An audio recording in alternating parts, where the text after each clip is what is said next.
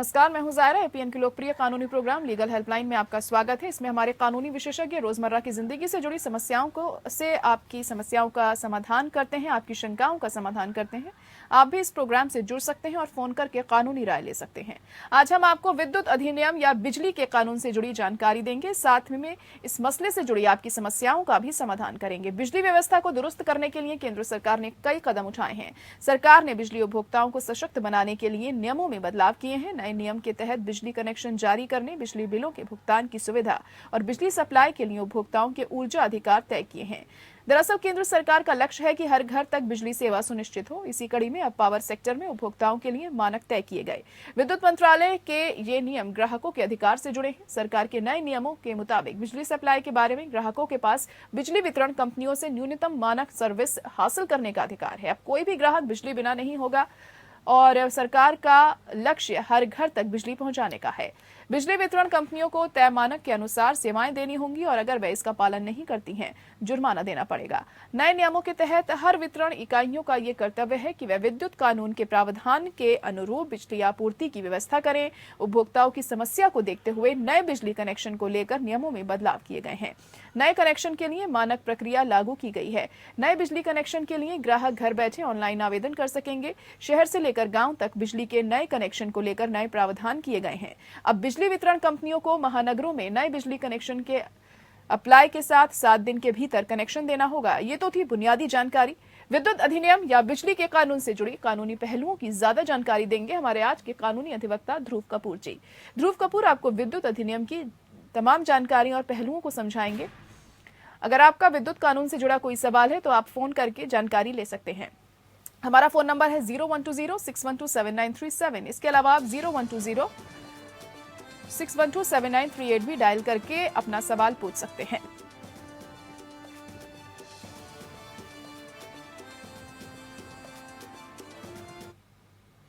और हमारे अधिवक्ता ध्रुव जी हमारे साथ जुड़ चुके हैं। ध्रुव जी, बहुत स्वागत है आपका हमारे इस खास प्रोग्राम में। और पहला सवाल आपसे ये जानना चाहेंगे कि इलेक्ट्रिसिटी एक्ट 2003 को क्यों लाया गया और इस एक्ट का मकसद क्या था?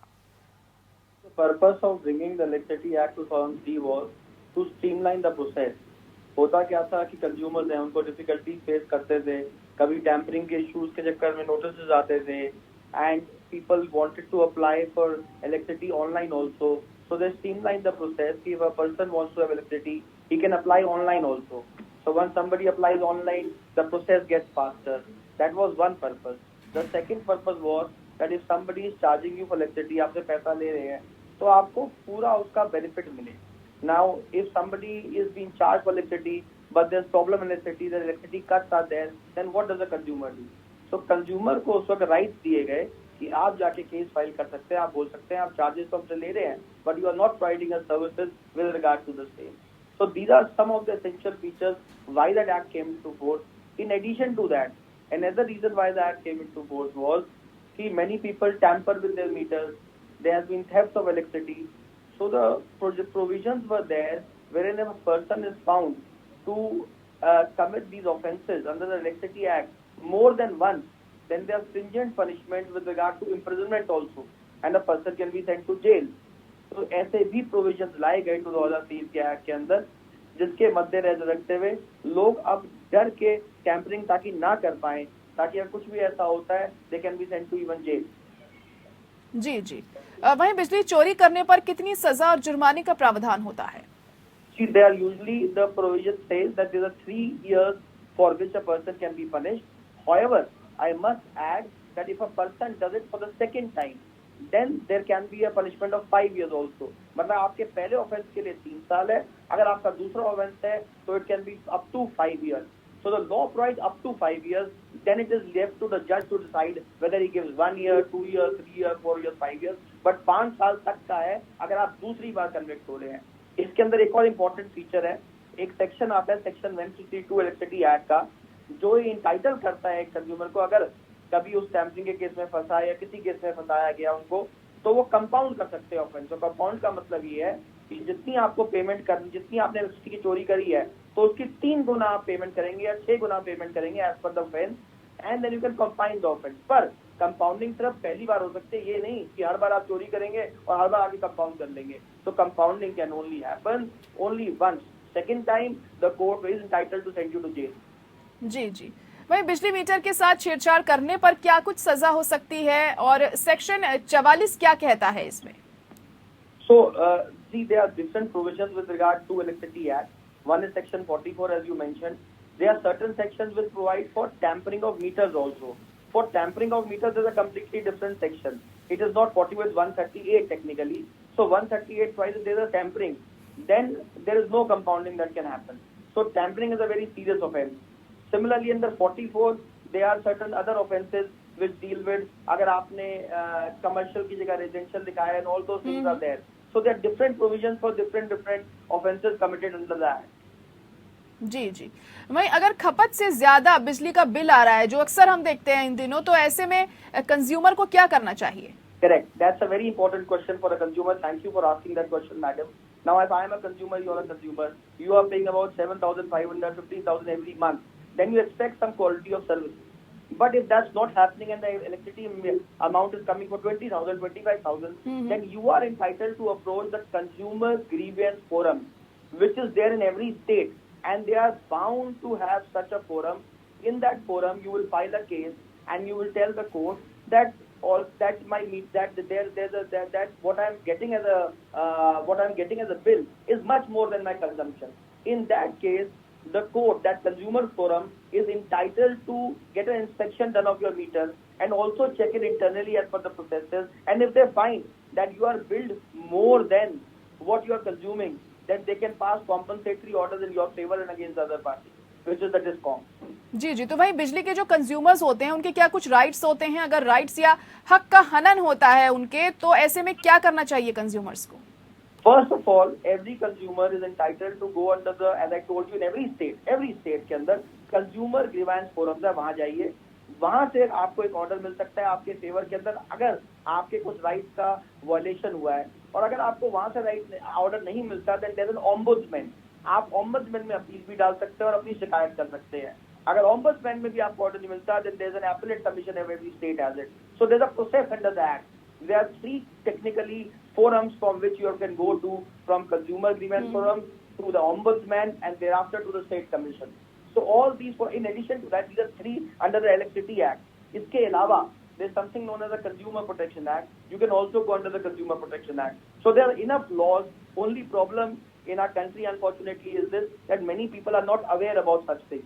So they have very much rights to go and file cases against the respective DISCOM. And one more thing, you don't require a lawyer for that. They have prescribed format. आप उसको भरे, अपनी शिकायत दर्ज करें, ऑनलाइन भी कर सकते हैं. कई बार लोगों के लिए मुश्किल होती है वकीलों के पास जाना, काम करना, लोग हेजिटेट होते हैं, तो मैं क्लियर कर दूं, जरूरी नहीं that you have to take advocate services. You can file it online only by filling up a form, and the formats are there in the website itself.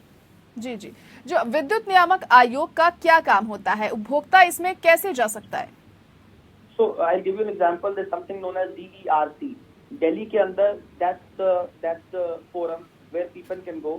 Now a while back I gave you the same answer with regard to that every state and every state has been directed that every regulatory authority, like in Delhi, the Delhi Regulatory Authority is bound to have a forum and where they will register complaints of every consumer with regard to any problems faced by the consumer with regard to the electricity. The problems can be, आपने जैसे बताया bill ज्यादा आ रहे हैं, या आपकी बिजली का आपको ढंग से पूरा बेनिफिट नहीं मिल रहा है, लाइट बार बार जा रही है, all those things are there. आपका बिजली का मीटर काट गया. जैसे मैं आपको एग्जांपल देता हूँ, मैं और आप 2 महीने के लिए घर से बाहर जाते हैं, कई बार घर वापस आते हैं बिजली कटी हुई होती है. That's wrong. Electricity department can not do that. they have to first give you a notice, and after only a notice they can cut your electricity. They cannot do it before that. ऐसे cases में भी आप जा सकते हैं कि आपने notice दिया, बता कैसे कर दिया. तो these जो आपने मुझे अभी बताया, ये उपभोक्ता जो है हर स्टेट के अंदर है, and the forum where every consumer is entitled to go state wise.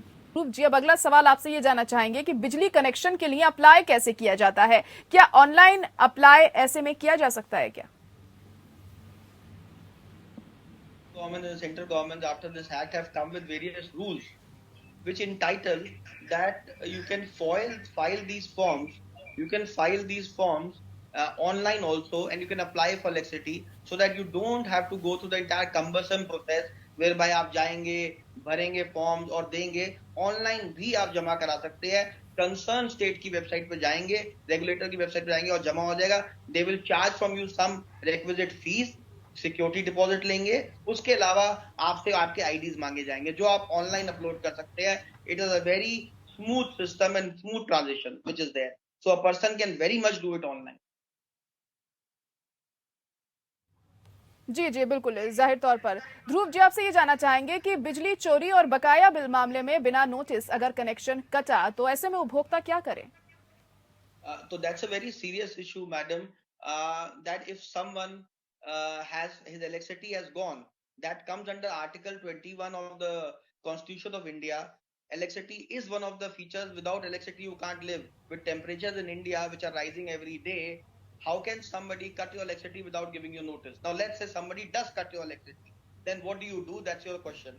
So to answer this question, I again would repeat that you can go to the CGRF or the Ombudsman, which are two agencies as appointed by the regulators in every state, and you can make your grievance that how could have you cut the electricity without issuing a notice.